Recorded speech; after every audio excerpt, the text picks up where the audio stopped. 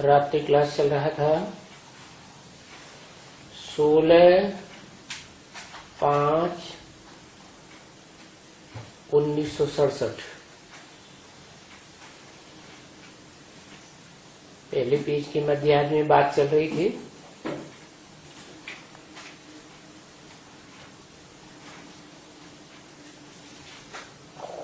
कि broad drama के shooting period में जिसे संगम युग कहा जाता है, वहां शिव बाप आकर के ब्रह्मा द्वारा ब्राह्मणों की रचना रचते।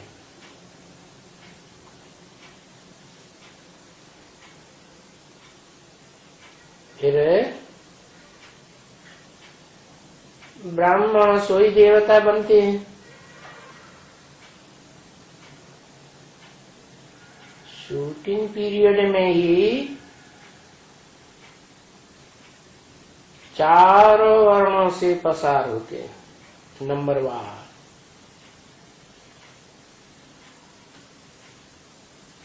तो त्रेता की भी शूटिंग होती है, देवता से क्षत्रिय बनते हैं। फिर द्वापर युग की भी शूटिंग होती है, तो क्षत्रिय से वैश्य बनते हैं, विषयस बन जाते हैं।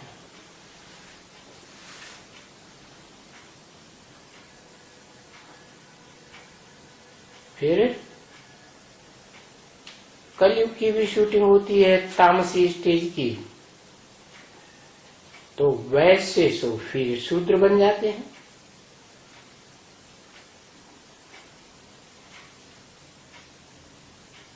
इसलिए बोला गीता में चातुर्वर्ण्यम मया सृष्टम,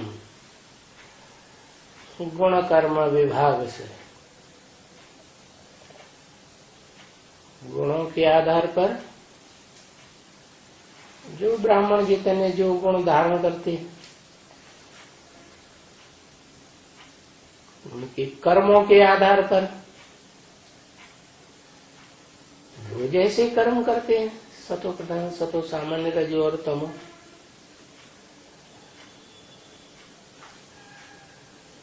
तो वैसे वैसे वर्ण में चले जाते हैं।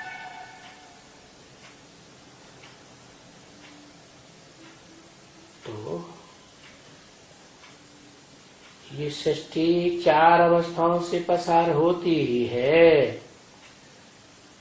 दुनिया की हर चीज 4 अवस्थाओं से पसार होती है, क्योंकि इस सृष्टि में प्रकृति की प्रधानता है।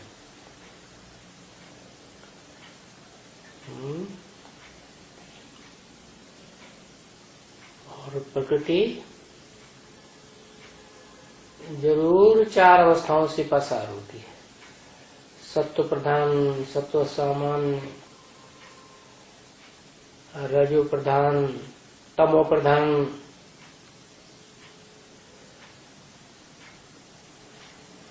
फिर बाबा जिन्हें साकार निराकार का मेल कहा जाता है, निराकार आत्माओं का बाप, और साकार मनुष्य सृष्टि का बाप आदम एडम में प्रवेश करते हैं। तो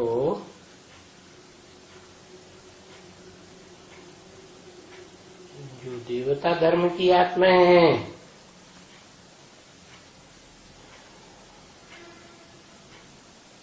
वो साकार को ही सब कुछ समझ के बैठ जाती है। इसलिए मुसलमान कहते हैं आदम को खुदा मत कहो, आदम खुदा नहीं, लेकिन खुदा के नूर से आदम जुदा नहीं। नूर क्या है? पवित्रता का नूर है। तो कलयुग के अंत में, संगम युग में, शूटिंग काल में जब सुप्रीम सोल बाप आते हैं तो शूद्र जो है, जो क्षुद्र कर्म करने वाले हैं, नीच कर्म करने वाले, दुखदायी कर्म करने वाले, उनको शूद्र से फिर ब्राह्मण बनाते हैं। पहली मशीनरी है शूद्र से ब्राह्मण बनाने की, ब्रह्मा द्वारा। फिर जब ब्राह्मण नंबरवार तैयार हो जाते हैं, 9 कुरियों की शूटिंग हो जाती है, तो फिर जो ब्राह्मण बने हैं पक्के पक्के, उन ब्राह्मणों को सतयुग के देवता बनने काबिल बनाते हैं।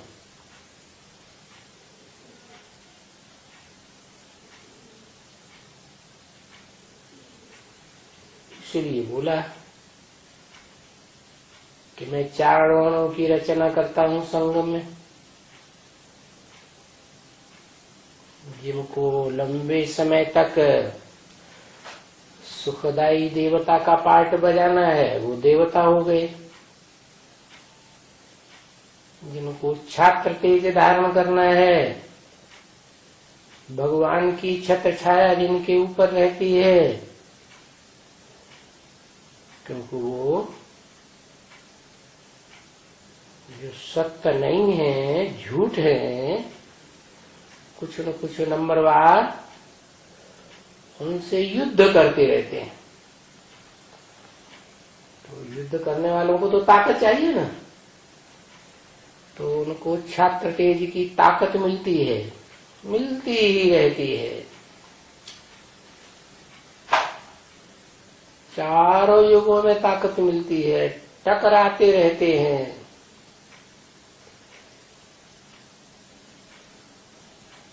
तो बताया पक्के पक्के ब्राह्मण सो देवता बनते हैं, फिर थोड़ी नीची कैटेगरी के क्षत्रिय बनते हैं, फिर शूद्र बनते हैं। क्षत्रिय बनते, वो क्षत्रिय से वैश्य बनते हैं, वैश्य से शूद्र।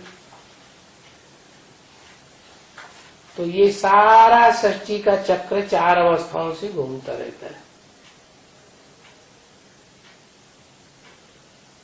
नाम दे दिया है स्वदर्शन चक्र। स्व माने आत्मा, दर्शन माना देखना कि आत्मा सतयुग से कलयुग के अंत तक नंबरवार कैसे 84 के चक्र में पार्ट बजाती है।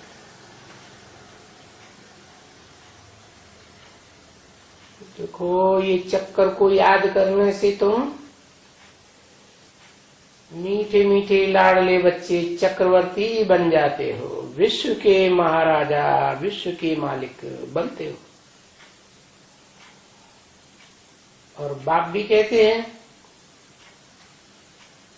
बच्चे तुम ये बात सुनते हो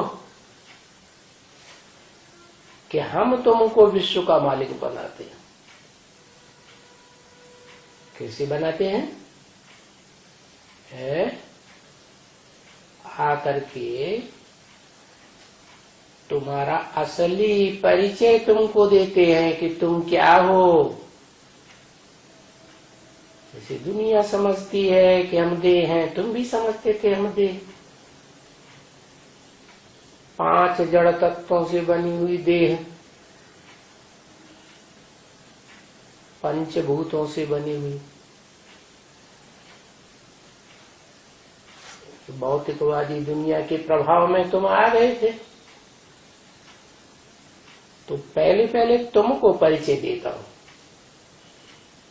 कि तुम आत्मा हो, ज्योति बिंदु।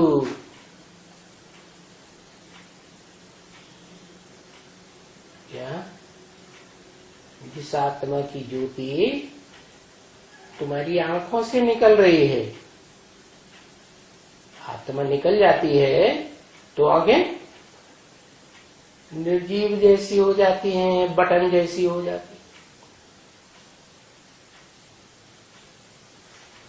तो तुम्हारी आत्मा बिंदु भी है, अति सूक्ष्म भी है और ज्योति स्वरूप भी है।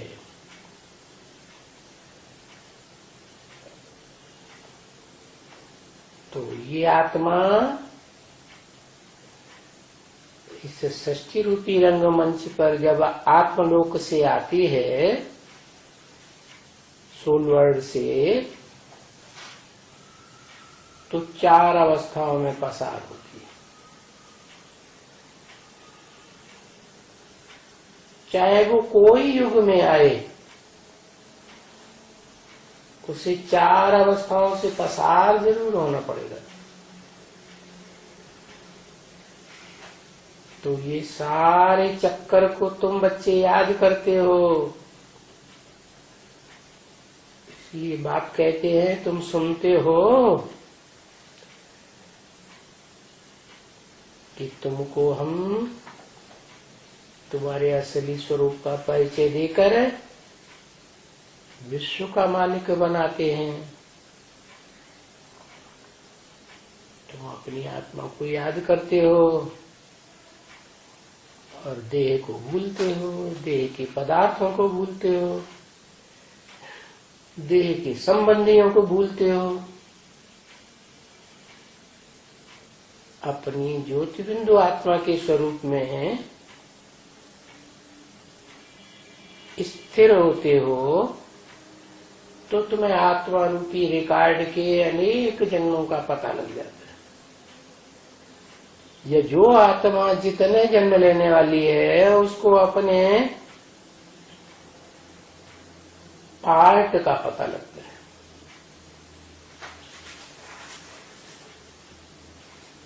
तुम सारे विश्व के मालिक बनते हो क्या? जो सतयुग में देवताएं होंगे वो सतयुग के मालिक बनेंगे, वो विश्व के मालिक नहीं कहे जाएंगे। क्यों क्यों नहीं कहे जाएंगे? क्योंकि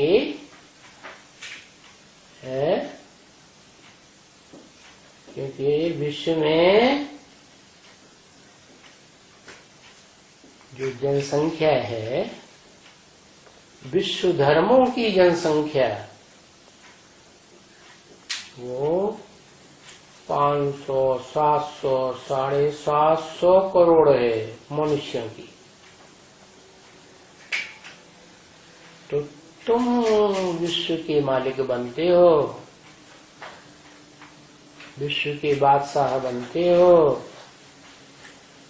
क्योंकि तुम आत्मिक स्मृति में पक्के पक्के हो जाते हो। इसलिए विश्व की सभी आत्माओं को आत्मिक रूप में देखते हो। आत्मा आत्मा, भाई भाई।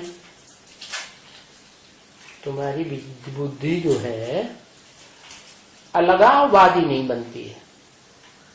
क्या अलगाव कर देते हैं ना?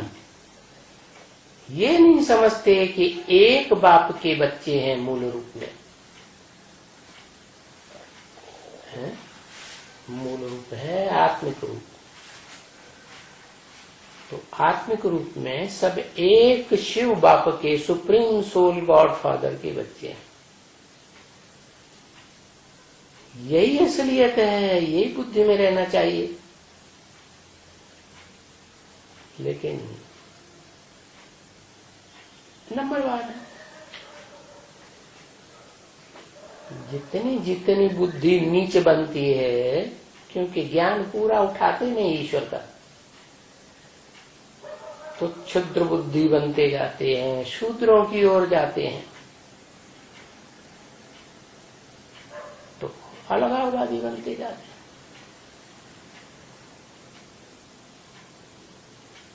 बनना चाहिए विश्व का मालिक, और तुम बनते हो। मैं मालिक नहीं बनूंगा,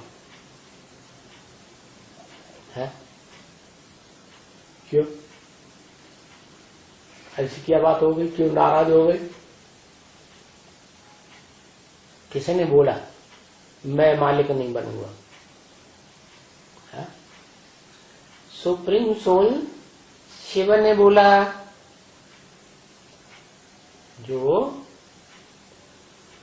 आत्मलोक का रहवासी है, इस सृष्टि पर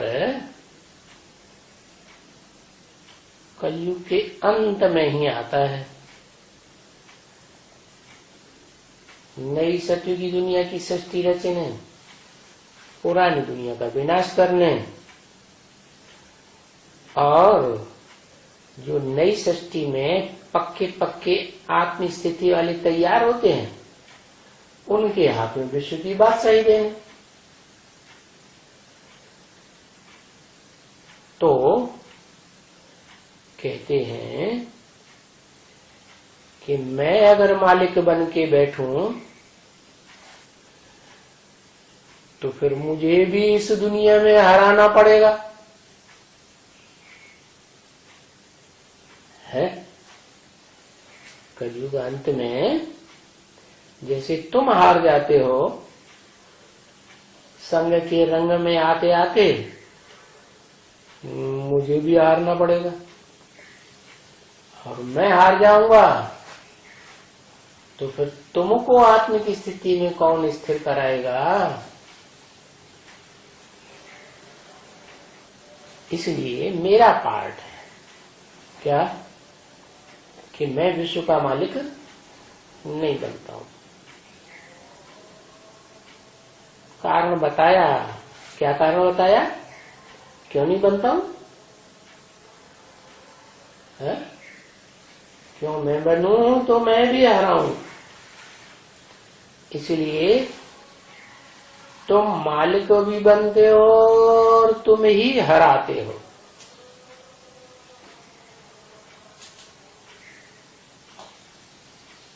दुनिया में जीत पाने वाले भी तुम सबसे ज्यादा, और हारने वाले भी तुम सबसे ज्यादा। जब तुम नारायण बनते हो नर से, इसी शूटिंग काल संगम युग में सारे विश्व के मालिक, तो तुम सबको हराते हो। शूटिंग पीरियड में तुम्हारी कभी है हार होती ही नहीं, जीत ही जीत, जीत ही जीत। इसलिए तुम्हारी बढ़िया शूटिंग हो जाती है। क्या? ब्रॉड ड्रामा में भी जितने भी युद्ध होते हैं, उन युद्धों में तुम्हारी हार नहीं हो सकती। हाँ, अंत में तुम माया से हरा लेते हो। मैं तुमको जीत पहनाता हूं और रावण तुमको हराते हैं। कैसे? मैं माने 1 और रावण माने 10 से 10 धर्मों का संगठन, सब मिलके तामसी बन जाते हैं। वो सब देह अभिमानी, इसलिए रावण को लंबा चौड़ा बनाते हैं, और राम को छोटा दिखाते हैं। आत्माभिमानी, आत्मा तो छोटी होती है ना, तो आत्माभिमानी कैसे दिखाए? इसलिए राम रावण का युद्ध दिखाते हैं भक्ति मार्ग में, तो राम का छोटा रूप बनाते हैं और रावण का, कुंभकर्ण का और मेघनाथ का बड़ा लंबा चौड़ा बनाते, और ये भी नहीं एक बार बना दे, वर्ष वर्ष बढ़ाते जाते हैं। माना उनका देहवान कलयुग में लगातार बढ़ता जाता है।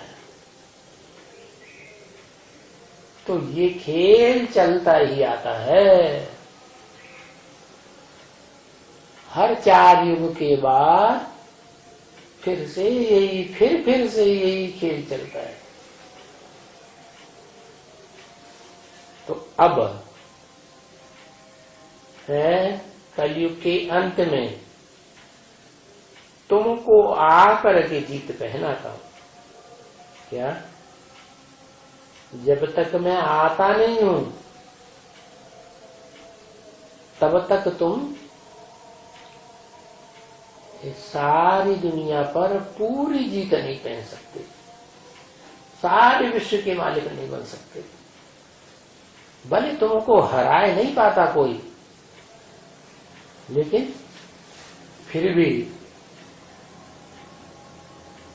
सारी दुनिया के मालिक नहीं बन सकते। मैं आता हूं तो आकर के सारी दुनिया के ऊपर जीत पहनाता हूं। किसके ऊपर? सारे विश्व के ऊपर, विश्व धर्मों के ऊपर जीत पहनाता हूं। देखो,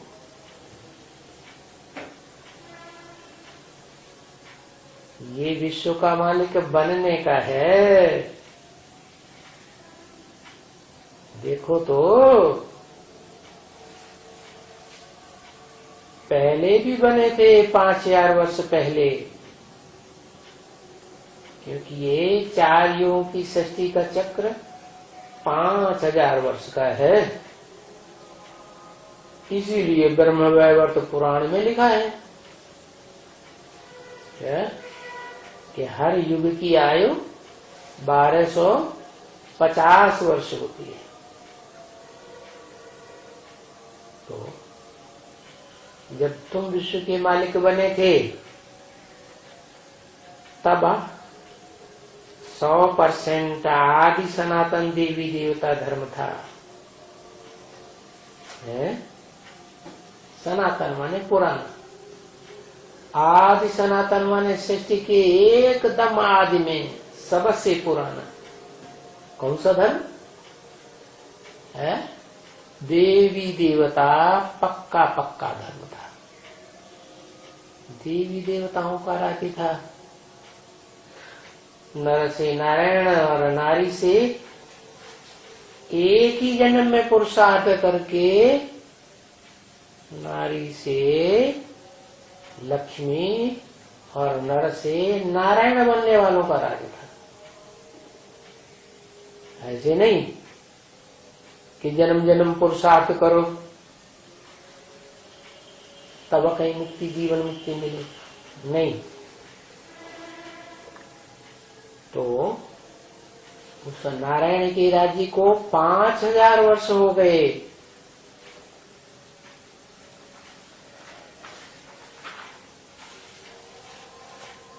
तो आज सनातन देवी देवता धर्म के प्रैक्टिकल में फाउंडर बने थे। क्या बनाया किसने? कोई ने बनाया है कि नहीं बनाया? बनाने वाला साकार या निराकार है? साकार, निराकार? साकार शरीरधारी और निराकार आत्मा, दोनों का मेल। क्या? जो सदा निराकारी स्टेज वाला है, आत्माओं का बाप, सुप्रीम सोल जिसका कोई बाप नहीं है? और जो इस सच्ची रूपी रंगमंच पर सदा काल साकार रहने वाला है, परंतु मैं उसको आकर के निराकारी स्टेज धारण करने वाला आप समान बना देता हूं। क्या? ऐसे भी नहीं कि वो आत्मा सच रूपी रंगमंच को छोड़ करके सूरज चांद सितारों की दुनिया के पार ब्रह्मलोक में चली जाती है। नहीं, तुम बच्चे परम धाम को इस सृष्टि पर उतार लेते हो। क्या? जहां तुम ब्राह्मणों का संगठन तैयार होता है वहां का वाइब्रेशन सारा ही माहौल आत्मिक स्टेज वाला बन जाता है। जैसे परम धाम में सब आत्मा ही आत्मा है, कोई देवहन की बात नहीं। तो वो आदि सनातन देवी देवता धर्म 5000 वर्ष पहले था, जो क्रिश्चियन लोग भी कहते हैं क्राइस्ट से 3000 वर्ष पहले भारत में पैराडाइज था, लॉर्ड कृष्ण का राज्य था।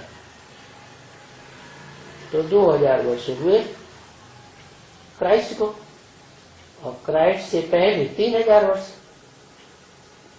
तो टोटल 5000 वर्ष पहले की बात है, जब हेवनली गॉड फादर ने आकर के इस सृष्टि पर हेवन स्थापन किया था। अभी नहीं। क्या नहीं है? हेवन है। जब मैं आता हूं तो है क्या? विन। जीत पैदा ही देता हूं। तुम्हारी जीत ही जीत है, हारने की बात नहीं है। और मैं चला जाता हूं, तुमको नई दुनिया बनाकर दे जाता हूं। तो सत्युग में देवताएं, जो देवता धर्म होता है उन्हें आदि सनातनी नहीं कहेंगे। कहेंगे? है? नहीं। क्यों नहीं कहेंगे?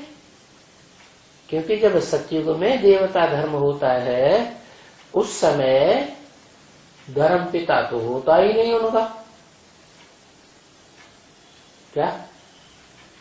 सत्युग में 1250 वर्ष धर्मपिता थोड़ा ही मजबूत रहता है। धर्मपिता होता है तो एकदम सतो प्रधानता।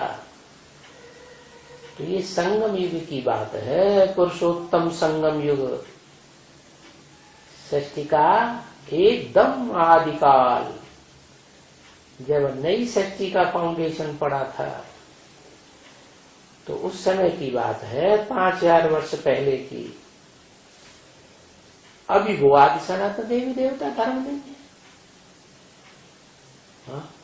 उस धर्म का धर्म पिता न सतयुग में होता है, न त्रेता में, न द्वापर में, न कलयुग में।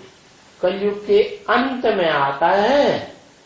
और जैसे और धर्म पिताओं ने 100 साल के अंदर अपना अपना धर्म स्थापन किया, वैसे आदि सनातन देवी देवता धर्म का जो बाप है वो भी सृष्टि पर साकार तन में 100 वर्ष के अंदर पुरानी दुनिया को, कलयुगी पापी दुनिया को सतयुगी पुण्य आत्माओं की दुनिया बना देता है। तो जो बनाने वाला निमित्त बनता है, जिस रथ में मैं प्रवेश करता हूं, वो शरीर रूपी रथ 5000 वर्ष पहले की बात है। माना उस आदि सनातन देवी देवता धर्म का धर्म पिता कौन हुआ है? जरूर सनातनी होगा, पुराने से पुराना। इसलिए उसका नाम था सनातन। क्या? पुराना सनत कुमार, क्योंकि बताते हैं ब्रह्मा से ये सृष्टि पैदा हुई, तो पहले पहले कौन ने जन्म लिया? तो बताते हैं पहले पहले 4 बच्चों ने जन्म लिया। सनातन, सनंदन, सनत कुमार, उनमें जो ज्ञान और योग में सबसे तीखे गए, ज्ञानेश्वर, योगेश्वर कहे गए, उनका नाम बाला हो गया, सनत कुमार का। तो उनको कहते हैं सनकादिक ऋषि।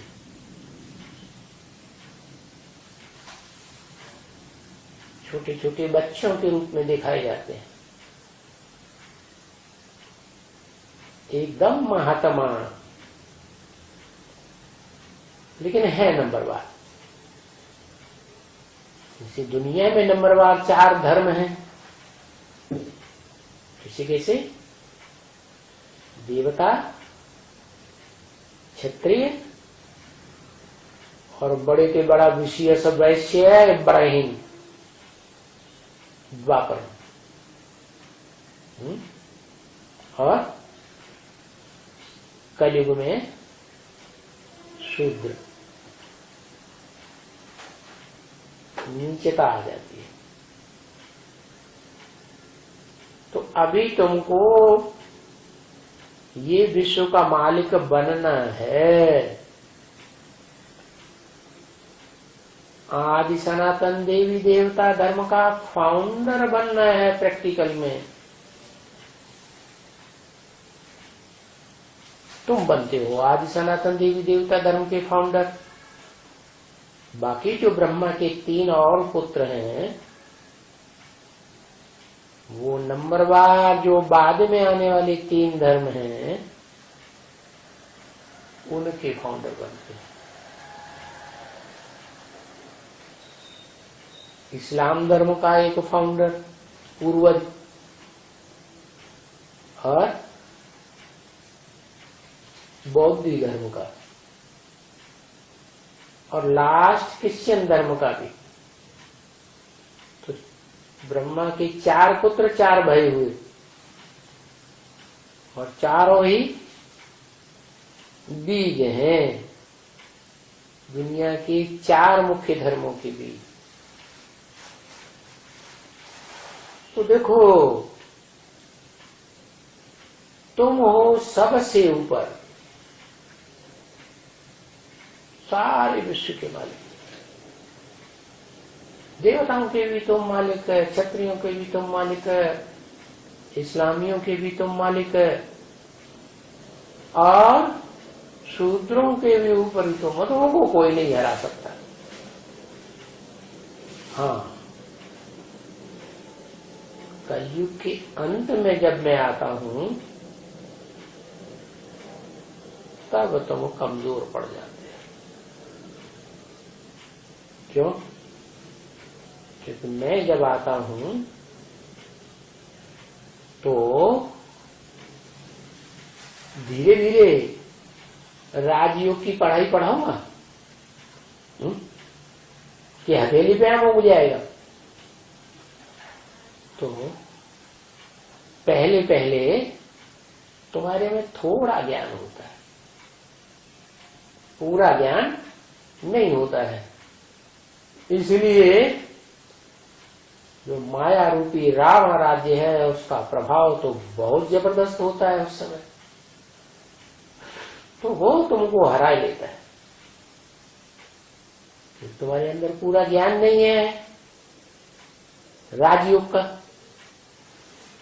कि कैसे राजयोगी क्या करते हैं, इंद्रियों पर जीत पहनते हैं। तो देखो, तो तुम ये विश्व के मालिक बने थे, आदि सनातन देवी देवता धर्म था और उसको 5000 वर्ष हुआ। अभी वो देवी देवता सनातन धर्म नहीं है, देखने में नहीं आता। ऐसे नहीं कि बिल्कुल नहीं है, इसलिए गीता में कहा है प्रायः लोप हो जाता है। माने कहीं कहीं थोड़ा थोड़ा है। अभी भी ऐसे ऐसे परिवार हैं भारत में जहां ढेर के ढेर लोग एक ही परिवार में रहते हैं और एक ही चूल्हे पर खाना बनता है और एक ही उनका मुखिया होता है। वो मुखिया पूरे परिवार का जैसे राजा। तो देखने में नहीं आते ऐसे परिवार, प्रायः लोग। अभी बाप आकर के वो वसुधैव कुटुंबकम फिर स्थापन करते। सारी वसुधा माने पृथ्वी पर जितने भी धर्म के जो भी फॉलोअर्स हैं वो सब एक विश्व पिता के प्रजा बनने वाले हैं। क्या किसके राज्य में आने वाले हैं? जो विश्व का पिता है, विश्व का पति है, अभी फिर से उसका राज्य स्थापन करते हैं। तो ऐसे चक्कर तो फिटेगा। गाया भी जाता है आदि सनातन देवी देवता धर्म की स्थापना, और अनेक धर्मों का विनाश। तब लिखा है ना, धर्म संस्थापनार्थाय विनाशाय च दुष्कृतम्। जो दुष्ट कर्म करने वाले धर्म हैं, दुखदायी धर्म है, हिंसक धर्म है। हिंसा माना दुख देना। ऐसे सब धर्मों का विनाश हो जाएगा। और जो अहिंसक धर्म है, कौन स्थापन करता है? Supreme soul. देवता धर्म स्थापन करता है तो देवताएं तो सुख देते हैं, देवताएं दुख नहीं देते, अहिंसक होते हैं। उनकी टाइटल ही है देवताओं की, क्या? सर्वगुण संपन्न, 16 कला संपूर्ण, संपूर्ण अहिंसक, मर्यादा पुरुषोत्तम। वो तो देखते हो कि एक धर्म की, एक धारणा की, एक बाप के द्वारा स्थापन की हुई धारणा रूपी धर्म की स्थापना हो गई है और अनेक धर्मों का विनाश हो रहा है। इसलिए गीता में कहा है भगवान ने, सब धर्मान परित्यज्य। क्या? सब धर्मों को त्याग करके मेरी शरण में आ जा। मामेकम शरणम व्रज। अब सब धर्म कोई द्वापर युग में थोड़े ही होते हैं, सतयुग में सिर्फ देवता धर्म, त्रेता में क्षत्रिय बन जाते हैं, द्वापर में द्वैतवाद आने से दूसरे दूसरे धर्म पिताएं आते हैं, दूसरे दूसरे धर्म स्थापन करते हैं, द्वैतवाद में दूसरे दूसरे राज्य भी स्थापन हो जाते हैं, दूसरे दूसरे भाषाएं भी बन जाती, दूसरे दूसरे कुल, दूसरी दूसरी अनेक प्रकार की मतें। तो उसे द्वैतवादी दैत्य कहा जाता है। क्या? किसकी संतान? दैत्य हुए दिति की संतान। दिति माने दिति उसे कहा जाता है जो माता अपने सतीत्व का खंडन कर देती है। क्या दिति माने खंडित हो जाती है। नहीं तो भारत में सती गाई जाती है। पार्वती का नाम क्या था? सती। सती माने सत्य को धारण करने वाली, माने जीवन में एक पति के खून को धारण करके गर्भ धारण करने वाली, तो उसे सती कहा जाता है। औरों के खून को धारण किया तो फिर मिक्चरिटी हो गई, वो सत्य नहीं रहा। तो सत्य युग स्थापन ही होता है भारत की सतियों के द्वारा। तो बताया अब अनेक धर्मों का विनाश होने वाला है। जो विचार सिखाते हैं, और धर्म क्या सिखाते हैं? विचारी बनना सिखाते हैं। और भारत में भगवान आकर के कहते हैं माम एकम शरणम व्रज, मेरी एक की शरण में आ जा और सब धर्मों का त्याग कर दे। सब धर्मान परित्यज्य माने धर्मों का ही त्याग करेगा, या उन धर्मों को स्थापन करने वाले धर्म पिताओं का भी त्याग करना पड़े? उनकी बातें मानेंगे? उनको भी मारे, सब धर्म गुरुओं को मारो गोली। ये सब संसार को गिराने वाले, दुनिया को दुख देने वाले हैं, दुखी दुनिया बनाने वाले हैं। ये सुखी दुनिया बनाने वाले नहीं है। व्यभिचार से वैश्यालय बनता है। वैश्याय बहुत झगड़ा कराती है। क्या सुपनखाएं पूतनाएं जो शास्त्रों में दिखाई गई है वो झगड़े कराने वाली है। और सती साध्वियां जो होती हैं वो झगड़े की दुनिया खत्म करा करके एकदम देवताओं की दुनिया स्थापन करती है। तो अनेक धर्मों का विनाश सो तो देखते हो, समझते भी हो बिल्कुल अच्छी तरह से। क्या अभी भारत में खास ऐसे आसार देखने में आते हैं कि यहां जितने धर्म पनप रहे हैं, ज्यादा से ज्यादा तादाद में इतने धर्मों का पालना का माहौल और किसी भी देश में नहीं है। भारत की राजधानी को ही देख लो,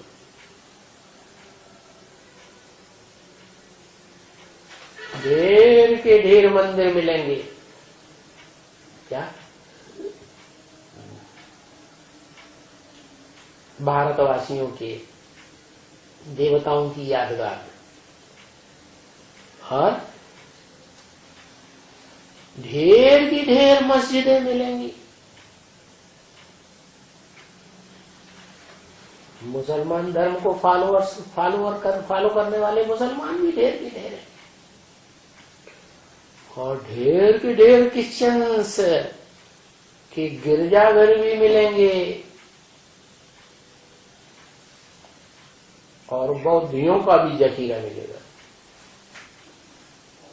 तो ये मुख्य धर्म हैं, और इन मुख्य धर्मों के छोटे छोटे मठपंथ भी हैं। तो बताते हो कि देखो ये सारे आसार देखने में आते हैं। जितने धर्म दुनिया के पनप रहे हैं ज्यादा तादाद में, उतने दुनिया के किसी देश में नहीं। हर देश में कोई न कोई एक धर्म को फॉलो करने वाले ज्यादा होते हैं। क्या जैसे पाकिस्तान है, तो क्या फॉलो करते हैं? कौन से धर्म को? मुस्लिम धर्म को फॉलो करने वाले। अरब देश में इस्लाम धर्म को फॉलो करने वाले, यूरोप में क्रिश्चियन धर्म को फॉलो करने वाले, चीन जापान में बौद्ध धर्म कर रहे हैं तो महात्मा बुद्ध को फॉलो करने वाले। तो हर एक देश में मोस्टली एक धर्म को फॉलो करना। और भारत में तो राज्य ही चल रहा है, धर्म निरपेक्ष राज्य, हमें किसी धर्म की अपेक्षा नहीं है। और भगवान बाप आके क्या कहते हैं हम बच्चों को? बच्चे, रिलीजन इज माइट। क्या ताकत किस बात में है? धर्म में ही ताकत है, धारणाओं में ही ताकत है। क्या? अगर धारणाएं श्रेष्ठ नहीं है तो कोई ताकत नहीं रहेगी। और सबसे श्रेष्ठ धारणा है पवित्रता की। चलो, द्वापर युग से सभी अपवित्र होते हैं, भ्रष्ट इंद्रियों का आचरण करते हैं, फिर भी ये तो गाया हुआ है ना, मर्यादा पुरुषोत्तम। कौन? राम। क्या मर्यादा थी? जीवन में एक पत्नी धारण करेंगे, पत्नी भी ऐसे ही सारे जीवन में एक पति को धारण करेगी। तो ऐसे देवी देवताओं को फॉलो करने वाले जो आज के धर्म दुनिया में फैले हुए हैं, उनमें सिख धर्म में भी कहा जाता है एक नारी सदा ब्रह्मचारी। तो इतना तो धारण कर ही सकते थे, लेकिन नहीं, इन विदेशियों के चक्कर में आकर के सारी दुनिया व्यभिचारी बन गई।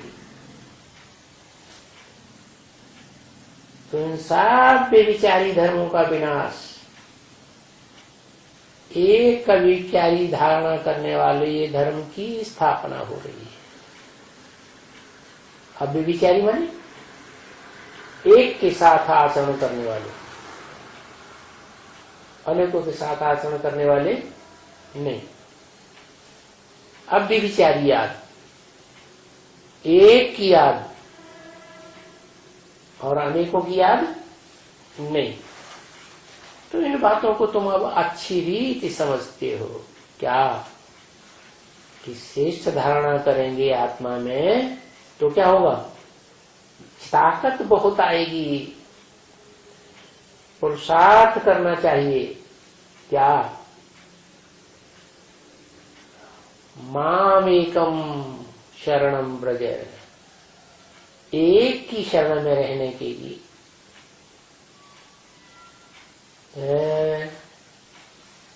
माया से हार नहीं खाना चाहिए। ये माया रूपी रावण राज्य है ना 10 सिरों वाला, ये अपनी अपनी तरफ खींचेंगे। कोई इस्लाम धर्म की तरफ खींचेंगे, कोई मुस्लिम धर्म की तरफ खींचेंगे, कोई क्रिश्चियन धर्म की तरफ खींचेंगे। क्रिश्चियंस में भी 2 फांटे हो जाते हैं, अमेरिकन्स और रशियंस। कोई रशियंस नास्तिक की तरफ खींचेंगे। क्या? रशियंस है वो तो राजाओं को ही मार डालते सबको, उन्हें राजा ही बिल्कुल पसंद ही नहीं, अपनी ही चलाते हैं। क्या? हम किसी की राजा नहीं चले? माना हो तो हमारी बात मानो, ऐसे हो जाते हैं। तो भगवान कहते हैं नहीं, अच्छी तरह से समझ लो। क्या? एक को फॉलो करना है, अनेकों को फॉलो नहीं करना है। और उसके लिए क्या करना है? पक्का कर देना है कि हम अगर चाहते हैं कि 10 शीश वाली माया से हम हार नहीं खाएंगे, तो फिर हमें एक को ही फॉलो करना है। ऐसा सब शक्तिवान उस्ताद मिला है तुमको। क्या? जैसे पहलवानों का अखाड़ा होता है ना कुश्ती लड़ने के लिए, तो वहां कुश्ती सिखाने वाला उस्ताद होता है। जितना बढ़िया उस्ताद होगा उतने ही अच्छे पहलवान उस अखाड़े में तैयार होते हैं। तो बताया कि तुम बच्चों को कैसा उस्ताद मिला है? सर्वशक्तिवान, सब प्रकार की शक्तियों का भंडार है उसके पास। तो ऐसा उस्ताद मिले तो उसकी मत को मानना चाहिए ना। उसकी मत पर अपना वर्षा लेना चाहिए ना। है सर्वशक्तिवान का वर्षा है सर्व शक्तियों की प्राप्ति। देखो बाप अभी डायरेक्ट आकर कहते हैं, क्या थ्रू थ्रू नहीं कहते हैं। डायरेक्ट क्या होता है, थ्रू क्या होता है? माना ब्रह्मा के द्वारा नहीं कहते हैं। कैसे ब्रह्मा के द्वारा? टेम्परेरी तन वाले ब्रह्मा के द्वारा नहीं कहते, क्योंकि ब्रह्मा के 5 मुख भी दिखाए जाते हैं। एक मुख होता है कैसा? परमानेंट है। कैसा? परमानेंट मुख। 100 साल के संगम में आदि से लेकर के अंत तक परमानेंट।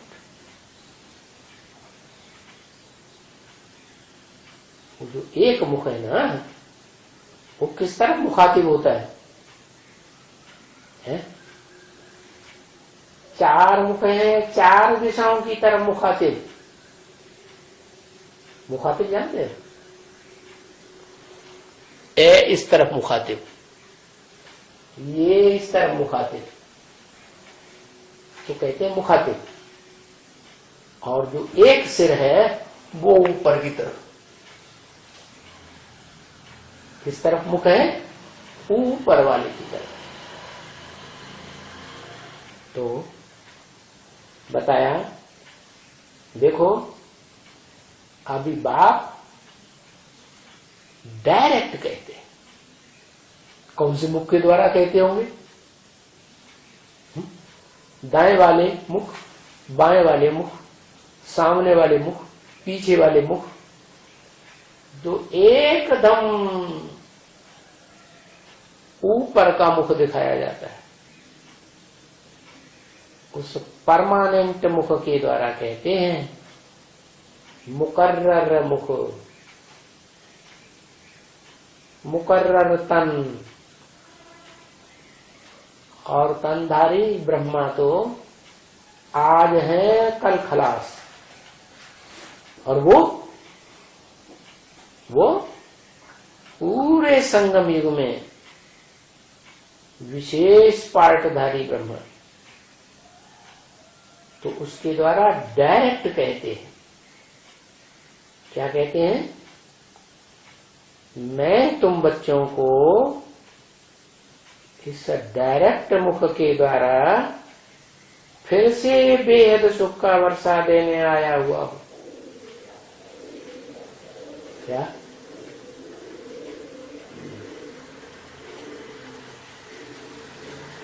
इनडायरेक्ट नहीं कहते हैं।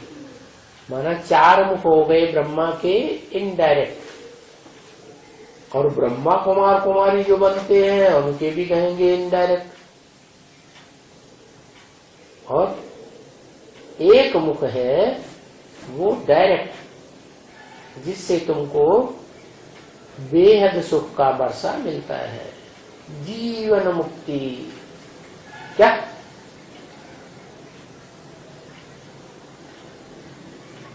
कैसी मुक्ति?